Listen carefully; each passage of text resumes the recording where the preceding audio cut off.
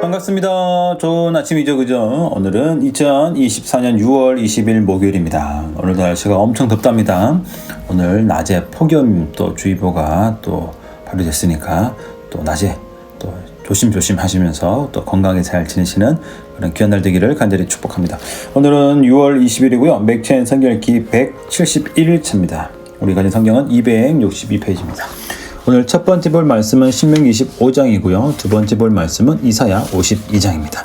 자, 오늘 맥체인 성경읽기 171일차 출발합니다. 오늘 신명기 25장 첫 번째 볼 말씀은 5절부터 10절까지입니다. 자, 이게 우리 문화에서는 전혀 이게 뭐지 하는 그런 내용인데 한번 읽어볼까요? 5절 보겠습니다. 형제들이 함께 사는데 그 중 하나가 죽고 아들이 없거든 그 죽은 자의 아내는 나가서 타인에게 시집가지 말 것이요 그의 남편의 형제가 그에게로 들어가서 그를 맞이하여 아내로 삼아 그의 남편의 형제된 의무를 그에게 다 행할 것이요. 자, 이것은 형사 취수제 또는 또 고엘이라고 하는 제도입니다.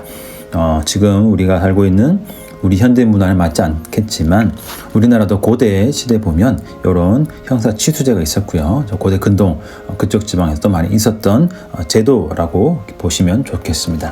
이게 뭐냐면 형제 삼형제가 있습니다. 형이 결혼했는데 대를 잇지 못하고 죽었습니다. 그러면 동생이 그 형수와 잠자리를 해서 대를 이어주는 그런 역할을 해야 한다는 거죠. 자, 고일이한 제도라고 말씀을 드렸습니다. 자, 이게 무슨 의미가 있을까? 이것은 뭐냐면 바로 대신 갚아주는 그런 의미를 여기가 가지고 있습니다. 그렇죠? 왜냐하면 동생이 아들을 낳아도 그건 자기 아들이 아니야 형의 아들이 되기 때문이죠. 그래서 이 고엘의 지도는 결국에서 무엇이 나오냐면 대속하다, 대신 갚아주다 하는 개념이 여기서 나왔습니다.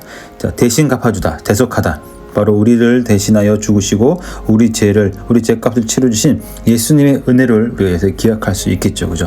우리는 다 홀로 되어버리고 아무것도 하지 못하는 그런 힘들고 참 어려운 상황 가운데 있는 사람이었는데 오늘 주님이 대신 우리 모든 것을 갚아주시고 우리를 회복시켜 주신 줄로 믿습니다.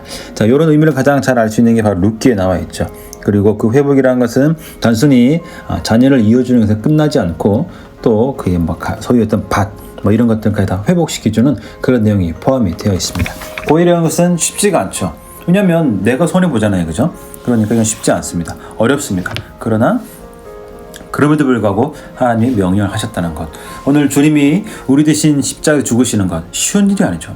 나는 전능한 하나님이가 엄청 쉬운 일이야. 결코 그렇지 않습니다. 오늘 놀라우신 그 주의 은혜를 기억하면서 감사함으로 그 대속의 은혜를 감사함으로 또 누리시며 또 감사가 넘치는 저와 여러분의 복된 삶이 되시기를 간절히 축복합니다. 자, 그 다음 또 볼까요? 이사 52장 보시면은 똑같은 속량 대속에 대한 말씀을 하십니다. 자, 264페이지 3절 보시면 여호와께서 이와 같이 말씀하시되 너희가 값없이 팔렸으니 돈 없이 속량되리라. 자, 조금 다르긴 하지만 결국 하나님께서 이스라엘 백성들을 속량해 주신다는 거죠. 구원해 주신다는 거죠. 살려 주신다는 내용이 여기에 담겨져 있습니다. 자, 그러니까 오늘 저와 여러분들은 구속받은 대속함을 받은 하나님의 은혜를 누린 사람이 되었다라는 것입니다. 자, 우리가 자기가 없다라는 얘기는 제가 설교할 때마다 또 성경 볼 때마다 자주 그런 것들을 볼 수가 있죠. 자격 없는 나를 택하여 주시고 불러주시고 세워주신 하나님의 은혜에 감사하며 살아가야 된다는 것이죠. 그것이 대속이고 그것이 구속이다. 속량하다, 값을 치렀다 하는 그런 의미가 여기에 담겨져 있습니다. 자, 그러면 그것을 아는 우리들은 어떻게 살아가야 될까요? 자, 7절 보실까요? 좋은 소식을 전하며 평화를 공포하며 복된 좋은 소식을 가져오며 구원을 공포하며 시온을 향하여 이르기를 네, 하나님이 통치하신다 하는 자의 산을 넘는 발이 어찌 그리 아름다운가. 무슨 말일까요? 복음을 전하는 자들을 말씀하고 있습니다. 복음을 전하는 자들, 예수 그리스도 이름을 선포한 자들, 우리 값없이 우리를 구원해 주시고 자격 없는 나를 살려주신 그 은혜를 전파하는 그 사람들의 발이 너무 아름답다라는 거죠. 대속의 은혜, 그 구속의 은혜를 선포하러 여러 이곳저곳 다니는 그 사람들의 발걸음, 그 사람들의 모습이 너무 아름답고 귀하다라는 것을 오늘 우리에게 말씀을 하고 있습니다. 결국 우리가 대속함을, 구속함을 받은 사람이다라는 것을 기억한다면 우리가 어떻게 살아야 된다는 것입니까? 우리가 다른 사람에게 그 복음을 전하는 그런 삶을 살아야 된다라고 우리에게 말씀하고 있습니다. 여기는 두 가지 의미가 있습니다. 첫 번째는 실제로 복음을 전하는 것입니다.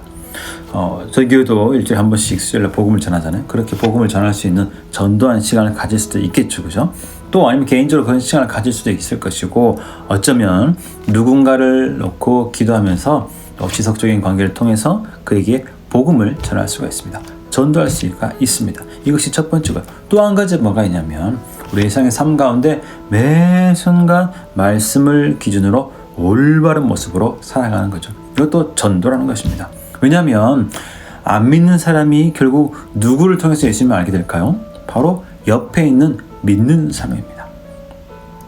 안 믿는 사람이 큰 교회 어떤 목사님 통해서 예수님을 알 수 있는 경우도 있을 수 있겠죠, 그죠? 그러나 거의 대부분은 바로 옆에 있는 믿는 사람을 통해서 예수님을 알게 되고, 옆에 있는 교회에 다니는 사람을 통해서 교회가 어떤 곳인지를 알게 될 확률이 훨씬 더 높다는 거죠. 그러니까 우리가 일상의 삶 가운데 말씀으로 잘 살고 일상의 모든 기준을 말씀으로 꼭 붙잡고 살아가는 것이 그래서 중요한 것이고, 그래서 또 다른 모양의 전도가 될 수 있다는 것입니다. 그러니까 오늘 우리가 나는 왜 수요일에 전도하러 못 갈까? 난 시간이 없네. 누군 해외 전도도 가는데 나는 그것도 못 가고 어떡하지? 난 전도를 못해. 라는 생각은 하지 마시고, 오늘 나에게 주어진 오늘 이 시간 속에서 말씀에 온전히 순종함으로 살아가면 바로 그것이 전도라는 것이죠. 말씀대로 잘 살기 위해서 치열하게 그렇게 하루하루 살아가고 순간순간마다 말씀 붙잡고 내가 어떻게 말씀 잘 살 수 있을까를 고민하게 되면 바로 그 삶이 전도하는 전도자의 삶이라는 것입니다. 그리고 또 저는 직장 안 다니는데요. 저는 집에 있는데요. 집에 있을 때도 마찬가지입니다. 자녀를 또는 남편을 또는 아내를 또는 친구 만날 때에도 오늘 말씀도 사는 것, 그래서 중요한 것이죠. 내가 무엇을 해야 되느냐? 물론 그것도 의미가 중요하지만 그보다 더 중요한 것은 그것을 내가 무언가를 할 때 어떤 것을 기준으로 삼고 내가 하냐는 거죠. 무슨 말을 할 때도, 생각할 때도, 선택할 때도 내 삶의 기준은 무엇이냐 하는 것이 훨씬 더 중요하다는 것입니다. 그래서 전도하고 계십니까? 좋습니다. 좋죠. 전도 못하고 계십니까? 그래도 말씀도 살려고 애를 쓰십니까? 됐습니다. 직장도 없고, 나는 친구도 잘 못 만나고, 나는 그래도 가족 말고 별로 만나는 사람 별로 없는 것 같은데, 그래도 말씀으로 기준 삼고 잘 살고 계십니까? 잘 하고 계시는 겁니다. 전도하는 것이죠. 오늘 전도에서 다시 한번 생각을 바꾸면서 이렇구나 라는 것을 기억하시면서 오늘도 말씀 붙잡고 또 그대로 잘 살아가서 오늘 매일매일 매 순간 참된 전도자로서 복음을 전하며 또 입으로 삶으로 복음을 전하며 잘 살아가시는 저와 여러분 모두가 되시기를 간절히 축복합니다. 오늘도 시원하게 잘 지내시기를 제가 또 기도할게요. 잘 지내시고 저는 또 내일 만나도록 하겠습니다.